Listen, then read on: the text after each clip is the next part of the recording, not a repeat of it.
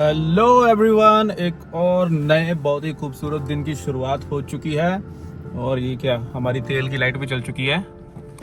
तो स्वागत है आप सबका एक और नई वीडियो में, एक और नए दिन में। पहले हम जाएंगे ऑफिस, लेकिन ऑफिस से पहले मुझे लगता है कि हमको पेट्रोल पंप जाना पड़ेगा, क्योंकि गाड़ी को लग चुकी है भूख। तो चलिए, आप भी चलिए हमारे साथ और देखिए कैसा होता है हमारा आज का दिन। आज आसमान पूरा साफ है, नीला नीला है। नीले नीले अंबर पर चांद जब आए, चांद तो आया नहीं, सूरज आ चुका है और शेल भी आ चुका है। हम अपनी गाड़ी में सिर्फ शेल का तेल डलवाते हैं, क्योंकि इनका तेल बहुत ही खूबसूरत और महकदार होता है। इनका एक तेल है वी पावर, उसमें उसमें क्या बोलते हैं, ऑक्टेन की मात्रा भी हाई होती है और वो तेल भी सही होता है, मतलब गाड़ी के इंजन के लिए बहुत सही है। पूरा 1 लाख का तेल डलवाएंगे, 50-50 हज़ार के 2 नोट। ये हो गया ऑलमोस्ट इंडिया का आई थिंक 2400-2500 रुपया हो गया। देखते हैं 2400-2500 में कितना आता है, दिख ही नहीं रहा यहाँ से।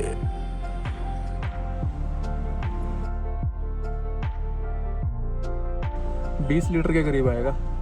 सबसे जरूरी चीज, रसीद। रसीद इसलिए जरूरी है क्योंकि ये गाड़ी हमारी कंपनी के नाम पे है, तो इसके मतलब जो तेल का खर्चा होता है वो एक्सपेंसेस में फाइल होता है। आज फिर से हम जाएंगे मोगेम्बो रोड में से। यही वो रोड है जहाँ पे मोगेम्बो खुश हुआ था। तो ना इस रोड के बुरे ही हाल हैं, पूरी गाड़ी लिपट जाती है। अभी मैंने बड़ी घटिया चीज़ देखी है।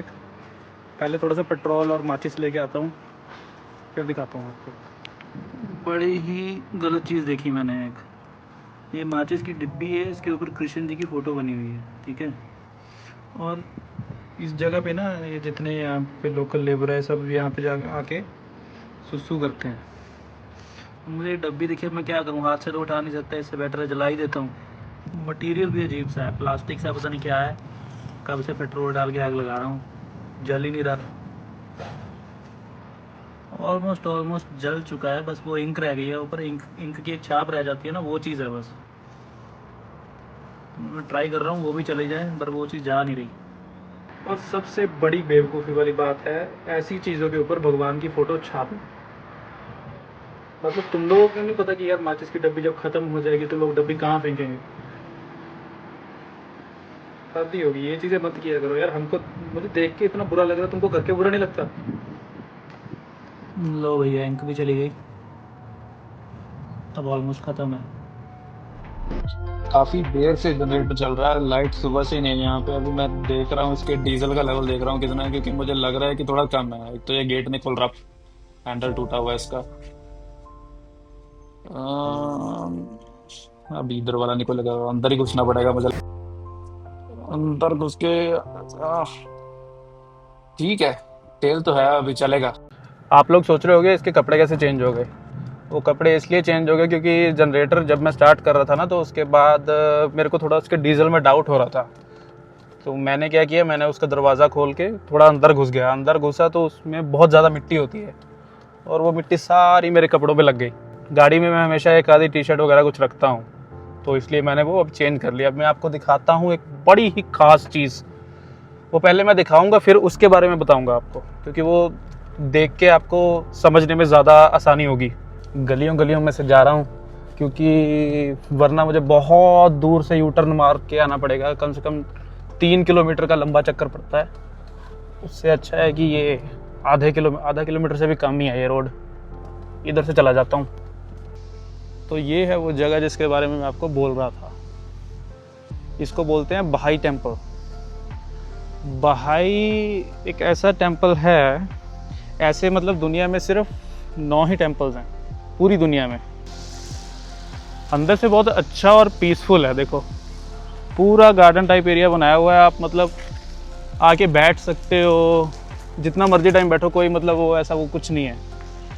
कितना भी टाइम बैठो, कोई यहाँ पे एंट्री टिकट नहीं है, कोई कुछ नहीं है। मैं खुद मतलब कितने टाइम से हो युगांडा में, और मैं यहाँ पे पहली बार आ रहा हूँ। मैं बहुत दूर से जब जाता था देखता था, लेकिन मेरे को पता नहीं था कि एक्चुअल में इनका फंडा क्या है, पर्पज़ क्या है, क्या मतलब हिसाब किताब क्या है, कौन सा रिलीजन है, क्या है, कैसे है।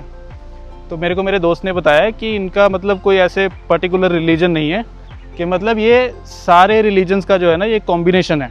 तो मैंने कहा यार तो बड़ी इंटरेस्टिंग चीज़ है, चलो देख के आते हैं। देखो अभी पास में आ गए, और मतलब जब मैं नीचे खड़ा था ना पार्किंग में तो मुझे लग नहीं रहा था कि इतना बड़ा है, पर असल में काफ़ी बड़ा है यार। और काफ़ी अच्छा मेंटेन किया हुआ है, पूरा एकदम लश ग्रीन ग्रास है। और ये पर्पल कलर का पता नहीं क्या है, पर सुंदर है, बहुत सुंदर है। काफ़ी हाइट पे है और बिल्कुल अपनी वर्कशॉप के पास ही है। वो वेयर हाउस जो है ना, वहीं पे अपनी वर्कशॉप है। और वो देखो पीछे कंपाला दिख रहा है, मतलब कंपाला का एक छोटा सा हिस्सा। और वो वेयर हाउस जो है वहाँ पे अपनी वर्कशॉप है। तो मेन यहाँ का कॉन्सेप्ट ऐसा है कि ये सारे रिलीजन्स को मिला के ना एक कम्युनिटी बनाएगी, जिसको बोला गया बहाई कम्युनिटी।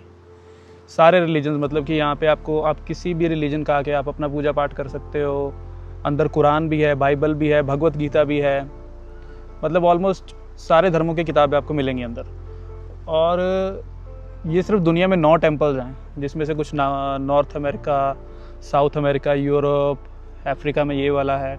और एक अपने इंडिया में भी है, दिल्ली में जो है ना लोटस टेम्पल, वो भी बहाई कम्युनिटी का टेम्पल है। तो मेरे को एक्चुअल में ये चीज़ पता नहीं थी कि लोटस टेम्पल मतलब बहाई कम्युनिटी का है, मुझे भी आज ही वो चीज़ पता लगी। और उनमें से ये भी है कि पूरी दुनिया में जो 9 टेम्पल्स हैं ना, उनमें से ये भी एक है। मतलब मुझे तो बड़ी ये चीज़ फैसिनेटिंग लगी कि हाँ, एक वन रिलीजन भी है, कि किसी ने सोचा कि सारे रिलीजन्स को मिला के भी एक कम्युनिटी या एक रिलीजन बनाया जाए, जिसमें सारे रिलीजन्स को इकट्ठा किया जाए। कुछ मैंने गूगल पे पढ़ा इसके बारे में कि हाँ, जैसे जीसस, अल्लाह और हमारे जो कृष्ण जी थे, जिनको इन चीज़ों में इंटरेस्ट है, हिस्ट्री में या ऐसी चीज़ों में इंटरेस्ट है, उनको अच्छा लगेगा। और काफ़ी सुंदर जगह, बहुत सुंदर जगह लिटरली। इनका मतलब एक्चुअल में वो मानना है, जैसे बोलते हैं ना सबका मालिक एक, कि हाँ गॉड इज़ वन, एक ओमकार, अकाल पुरख। तो वैसा सा कुछ कॉन्सेप्ट है और मेरे को अच्छा लगा। मतलब ये चीज़ मुझे काफ़ी अच्छी लगी कि हाँ, भगवान असल में एक ही है, भगवान अलग अलग नहीं है। भगवान में बोलते हैं ना, भगवान ने इंसान को बनाया था और इंसान ने भगवान ही बहुत सारे बना दिए। तो जितने भी धर्म है वो हमको एक ही चीज़ सिखाते हैं। सबसे पहले क्या सिखाते हैं? इंसानियत सिखाते हैं। और वो क्या बोलते हैं? सारे धर्म ऑलमोस्ट एक ही चीज़ पे फोकस करते हैं कि भगवान एक ही है। इंसानियत सबसे बड़ी चीज़ है। इंसानों में इंसानियत नहीं होगी ना, तो मुझे नहीं लगता कि और फिर कोई चीज़ बाकी रह जाती है। जैसे आजकल कितनी चीज़ें हो रही हैं, अभी वो जलंधर में कितनी बुरी चीज़ हुई है। वो इंसान पंजाब का था, दाढ़ी भी रखी हुई थी, सिख धर्म को भी फॉलो कर रहा था। मतलब ऐसे लोग धर्म के नाम पे कलंक होते हैं, मेरी नज़र में तो ये मानना है। तो तुम, अगर तुमको ये तुम्हारी मेंटेलिटी ऐसी है, तुम इतने घटिया नीच हो, तो तुम क्यों ही मतलब क्यों तुसी बाना पाया, तुसी दाढ़ी भी क्यों रखी है, तुसी केस भी क्यों रखे जो तुसी इदां दे काम करने हो। ਤਾਂ ਲੋਕਾਂ ਦੇ ਅੰਦਰ ਨਾ ਇਨਸਾਨੀਅਤ ਮੁੱਕਦੀ ਜਾ ਰਹੀ ਹੈ। ਜਿੱਦਾਂ ਮੈਨੂੰ ਲੱਗ ਰਿਹਾ ਕਿ ਜਿੱਦਾਂ ਟਾਈਮ ਅੱਗੇ ਵਧ ਰਿਹਾ ਨਾ, ਆਉਣ ਵਾਲੀਆਂ ਅੱਗੇ ਵਾਲੀ ਜਨਰੇਸ਼ਨਸ ਨੇ, ਉਹਨਾਂ ਨੂੰ ਤਾਂ ਮਤਲਬ ਜਿੰਨਾ ਸਾਡੇ ਮਾਪਿਓ ਰੱਬ 'ਚ ਕਹਿੰਦੇ विश्वास रखते सी, जितना हमारे माँ बाप भगवान में विश्वास रखते थे, उतने उस लेवल पर हम नहीं रख रहे। अब हमारी आगे वाली जनरेशन जो आएगी, जितना हम रख रहे हैं उतना वो नहीं रखेंगे। उनकी आगे वाली जैसे जैसे जनरेशन आगे बढ़ती जा रही है ना, ये चीज़ कम होती जा रही है। मैं नहीं जानता कि मैं सही हूँ या गलत हूँ, मैं तो बहुत छोटा इंसान हूँ, मुझे तो खैर इतना ज्ञान भी नहीं होगा शायद। पर जिस तरह से मैं दुनिया को देखता हूँ, मैं वो आपको बता रहा हूँ कि इंसानियत नहीं मरनी चाहिए इंसान के अंदर की। जितने जीव जंतु हैं, कुदरत है, इसको हार्म करके या दूसरे इंसानों को हार्म करके अगर हम पूजा पाठ या कुछ भी और कर रहे हैं ना, तो उस चीज़ का कोई फ़ायदा नहीं है। भले ही आप पूजा पाठ मत करो, लेकिन गलत काम मत करो यार। मेरी तो ये रिक्वेस्ट है सबसे। कुछ लोग जो हमसे भी ज़्यादा भगवान के नज़दीक हैं, जो मतलब मंदिरों गुरुद्वारों में या कह लो मस्जिदों में काम भी करते हैं, अब मैं ये नहीं बोलूँगा किस लेवल पे या किस ओहदे पे काम करते हैं, तो मैंने वैसे भी बहुत सारे लोग देखे हैं नीच हरकतें करते हुए, तो क्या ही फ़ायदा। बाकी ये चीज़ मुझे बहुत अच्छी लगी सीरियसली, गॉड इज़ वन। वो देखो गाड़ी हमारी कितने नीचे खड़ी है, हम कितने ऊपर आ गए। वो देखो बहुत सुंदर बना हुआ है और मेंटेन भी प्रॉपर किया हुआ है। ऐसे नहीं कि हाँ किसी भी चीज़ को इन्होंने नेगलेक्ट किया हुआ है या नज़रअंदाज किया हुआ है। जो मतलब छोटे छोटे पौधे भी है ना, जो पौधों के इर्द गिर्द जो मिट्टी भी है, वो भी प्रॉपर साफ़ तरीके से रखी हुई है। सारा मतलब आपको कोई भी कहीं पे भी सूखी घास या कोई सूखा पौधा नहीं मिलेगा। हर एक चीज़ प्रॉपर मेंटेन करके रखी हुई है। इनफैक्ट जब मैं यहाँ पे आया था ना, तो घास की कटाई भी चल रही थी। मतलब सारा घास ऐसे प्रॉपर बराबर करके रखते हैं। ऐसे नहीं कि हाँ कि कोई चीज़ कहीं पे लगी है तो उसको ऐसे निगलेक्ट कर दिया, चलो एक ही बूटा है, एक ही पौधा है। नहीं, हर एक चीज़ का प्रॉपर ध्यान रखा गया। वो देखो, वो ऊपर छोटे छोटे पौधे लगे हैं ना, ये लगा है, एक उधर लगा है, दोनों बराबर साइज़ के है, प्रॉपर उनकी चटाई भी की गई है। और सारे पेड़ पौधे देखो कितना सुंदर है। और युगांडा की ना बहुत एक चीज़ है मुझे बहुत अच्छी लगती है, यहाँ के ना लोग, जैसे मान लो आप किसी रास्ते, जैसे मैं इस रास्ते पे जा रहा हूँ, अगर कोई भी बंदा, कोई लोकल बंदा होगा ना युगांडन, वो पास से निकलेगा तो वो ऐसे मुझे इग्नोर करके नहीं निकलेगा, वो मुझे बुलाएगा, हेलो हाउ आर यू बोलेगा। तो वो चीज़ बड़ी अच्छी लगती है कि हाँ, आपके पास से कोई निकला तो उसने एक्नॉलेज किया कि हाँ, मेरे सामने से कोई बंदा निकल रहा है, उसने ऐसे इग्नोर नहीं कर दिया कि हाँ, जैसे यहाँ पे कोई है नहीं। तो ये भी चीज़ इनकी सीखने वाली है, और ये चीज़ मैंने काफ़ी हद तक सीखी भी है। मैं कहीं से गुजरता हूँ ना, कोई भी इंसान निकल रहा होता है तो मैं एक बार हेलो ज़रूर बोलता हूँ। मैं तो बहुत बड़ा इंट्रोवर्ट था, मैं यहाँ पे आके मैंने बहुत सारी चीज़ें सीखी, बहुत सारे, मतलब अच्छा है। युगांडा के लोग भी अच्छे हैं, युगांडा भी अच्छा है। अब पता नहीं लोगों की क्या धारणा है युगांडा के बारे में, भाई एक बार आओ तो पता लगे आपको। कुछ लोग आते हैं, कुछ व्लॉगर्स के मैंने व्लॉग भी देखे हैं, वो आए किसी अच्छे एरिया में तो क्या आ जाना था, एक ऐसे एरिया में चले गए जहाँ पे देखो, हर एक सिटी में, हर एक कंट्री में कोई ना कोई ऐसा पार्ट होता है जहाँ पे क्राइम होता है, जहाँ पे क्रिमिनल माइंडेड लोग रहते हैं। तो आपने क्यों जाना उस एरिया में? मैं लुधियाना से हूँ, लुधियाना में भी ऐसे कुछ 2-3 एरियाज़ हैं जहाँ पे हम नहीं जाते। हमको पता है कि अगर रात को इतने बजे के बाद जाएंगे तो पिट के और लुट के ज़रूर आएंगे। तो आप जानबूझ के वैसी जगह जाके वही जगह दिखा रहे हो और फिर थंबनेल आप लगा देते हो कि मेरे साथ युगांडा में हुआ ये।